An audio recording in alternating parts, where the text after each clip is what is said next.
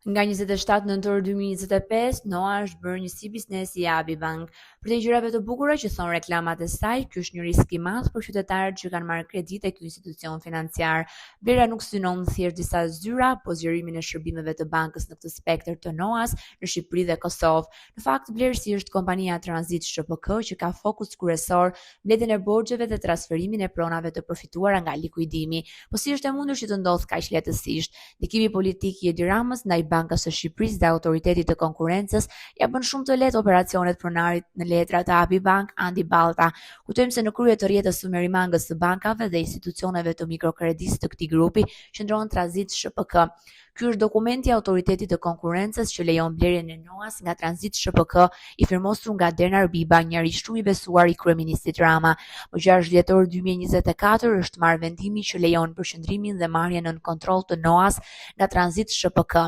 BSH nuk ka marrë akoma ndonjë vendim, por Abi Bank e trajton Noan të vetën dhe njofton zhndrimin. Bashkëshortja e kryeministit Edi Rama, Linda Rama, ka qenë 3 vjet në bordin ekzekutiv të Abi Bank, e cila kontrollohet nga investime të dyshimta të bazuara në një paradis fiskale e menaxhuar nga një financier me interesa të forta në Rusi. Siguronte mbështetjen politike për bankën që ka si plan të fshetë transaksioneve para të dyshimta të ardhura nga Rusia dhe Ukraina, blerjen e pronave në Shqipëri të siguruara nga zhvatja e shqiptarëve përmes mikrokredive të çmendura dhe transferimin e parave në Ishujt Kajman. Në vitin 2014, Credit Agricole, si pasojë një situate të përkeqësuar financiare, shiti degën e saj shqiptare, cilën e kishte blerë disa vite më herët nga Emporiki, banka greke që ajo kontrollonte. Credit Agricole Albania është blerë nga Transit SHPK, regjistruar në Shqipëri në vitin 2009 dhe e licencuar nga Banka e Shqipërisë për të kryer veprimtari financiare si leasing, factoring, blerje kredish të këqija e të tjera. Shqiptarët e kanë të fiksuar emrin Transit SHPK përmes kërcënimeve telefonike që u bëheshin për të paguar fatura të AMC apo koste të vonuara kredish. Përndryshe e binin pre e sekuestrove. Transit është në pronësi të dy fondeve investigimi, NHC Balkan Fund LP dhe New Century Holdings, secili me 50%. Të dy fondet janë të regjistruar në Ishujt Kajman, që janë parajsa fiskale. Kjo bën të pamundur verifikimin e identitetit të pronarëve të tyre. Më 12 maj 2015, Transit firmos marrëveshjen e blerjes me Credit Agricole. Në momentin e blerjes, kapitali total i blerësit ishte rreth 1.3 milion euro, ndërsa kapitali i bankës ishte rreth 55 milion euro. Në bilancat e depozituara në QKR Transit deklaronte të ardhura rreth 300.000 euro. Menjëherë pas firmosjes së marrëveshjes me Credit Agricole, dy fondet investuese që zotronin Transit shisin 30% të aksioneve të tyre për 390.000 euro tek Andi Ballta, shqiptar me pasaportë amerikane dhe CEO i Transit që prej themelimit pra punoi si u bë pronar i institucionit. Dy fondet investuese që zotrojnë Transit janë të regjistruar në Grand Cayman dhe të dy menaxhohen nga NHC Capital, një kompani amerikane e administrimit të kursimeve, në pronësi të kunetrëve Maurice Tanakinik dhe George Ross. Të dy me prejardhje hebreo-amerikane morën pjesë në vitin 1991 në valën e madhe të privatizimeve në Rusi dhe më pas krijuan një sistem fondesh të specializuara në Rusi dhe Europën lindore, të menaxhuara drejt për drejt nga Moska. NHC Capital deklaron se menaxhon 25 fonde private që operojnë në Europën lindore dhe kontrollojnë të paktën 2 banka në Ukrainë dhe Rumani. Vlera totale e aktivitetit të saj financiar vlerësohet rreth 3.4 miliardë euro.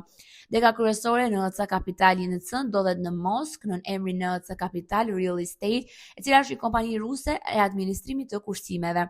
Në shtator të 2015-s, Credit Agricole transformon pronësinë e degës së saj shqiptare tek Transit. Emërohet një bord i ri i bankës dhe merr emrin e tij, American Bank of Investment. Në 17 tetor 2015, Banka e Shqipërisë autorizon transferimin me 100% të aksioneve tek Transit Ltd, e ku ka maskim më të mirë për paratë ruse se sa emërtimi amerikan. Presidenti i ri i bordit është Lorenzo Ronsari, 84 vjeç, italo-amerikan, banues në Panama, konsul deri i Uruguayt në Tiranë, ish drejtori i American Bank of Albania dhe ish drejtori i ING. CEO i ri është Andi Ballta. Më 17 janar 2016, Banka e Shqipërisë miratoi 2 anëtarë të rinj bordit të zgjedhur më 7 janar. Ata janë Lindita Rama shqiptare dhe bashkëshortja e kryeministrit Edi Rama dhe Richard Luka, një shqiptaro-amerikan i lindur në Itali. Çuditërisht, emri i tij zyrtar u regjistrua në QKR vetëm në shtator të 2016-s, që në fillim Abi mori një sër çmimesh institucionale nga qeveria shqiptare dhe Bashkia e Tiranës, megjithëse aktiviteti i saj ishte modest. Sipas informacionit të publikuar nga NHC, Abi lejohet të funksionojë gjithashtu si depozit për fondet e administruara nga NHC. Kjo mund të shpjegojë rritjen e menjëhershme të ardhurave. Zotrimi i bankës i lejon NHC të drejtojë likuiditetin e fondeve të veta tek Abi. Struktura e pronësisë që të çon tek CEO Andi Ballta dhe dy fondet e regjistruara në Ishujt Kajman e menaxhuar nga NHC e bën të pamundur të përcaktohet përfituesi final dhe ndikimi i tyre real në vendimarrjen e bankës. Legjislacioni i Ishujve Kajman nuk lejon publikimin e identitetit të aksionerëve, që mund të detyrojnë institucionet financiare të kryejnë praktika të papërshtatshme për fshirë pastrim parash.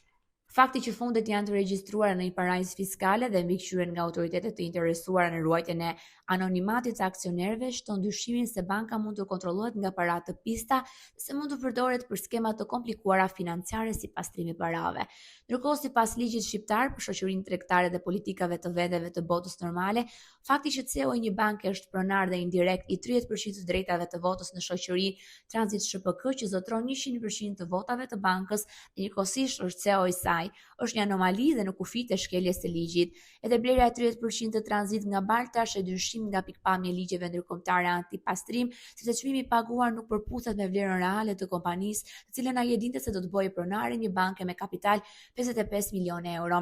Në vitin 2019, pas akuzave që i bëri opozita kryeministit Rama drejt për së drejti për përfshirjen e bashkëshortes në këtë bankë të dyshimt, Linda Rama dha dorëheqjen. Prokuroria nuk ka dyshime se kompania Fantazën në offshore është një lavatriçe ku Abi Bank luan rolin e saj por nuk ka vepruar. Të paktën kur bën blerje të tilla bankash duhet verifikuar burimi i parave. Abi Bank do të blinte më vonë bankën NBG Albania me çmimin 76 milion USD. Një qytetar i zakonshëm shqiptar duhet të jap llogari dhe të justifikojë kur kryen një transaksion me vlerë mbi 10.000 USD. Andi Ballta nuk pyetet. Kjo është historia e mbretit Lakuriç. Ky person menaxhon paratë e kompanisë Moskopël në offshore dhe për shkak të frikës nga kryeministri, prokurorët bëjnë sikur nuk e shohin. Moskopël rezulton një shoqëri mbulesë apo guask për pastrimin e parave të pista të Abi Bank. Pronarët të Transit SHPK janë 80% Moskol INC, një shoqëri e themeluar në Delaware SBA me pronar 100% Andi Ballta, shtetas me kombësi shqiptare dhe pasaportë amerikane. Pretendon se është me origjinë vëlle nga Greqia. 10% e New Century Holding, një shoqëri SHPK e regjistruar në Ishujt Kajman e kontrolluar nga NC Capital Inc. 10% NC Balkan Fund, një shoqëri e regjistruar në Ishujt Kajman e kontrolluar nga NCH Capital. NCH Capital është një fond investimesh me aksioner kryesor NCH Advisor Inc. që menaxhon shumë fonde private. Përveç rreziqeve financiare, Abi Bank përbën kërcënim për sigurinë dhe interesat kombëtare sepse qarkullon para të dyshimtaruse. Po ashtu CEO i bankës ka manifestuar shpesh ndjenjat anti-shqiptare, i nxjerrur nga lidhjet që ka me grupe vorja periote greke të SBA-s. Kjo shenjë shoviniste e përdorur për reklama nga Andi Ballta flet shumë për botkuptimin ekstremist që ka ky bankier, që është shfaq publikisht në forma të ndryshme.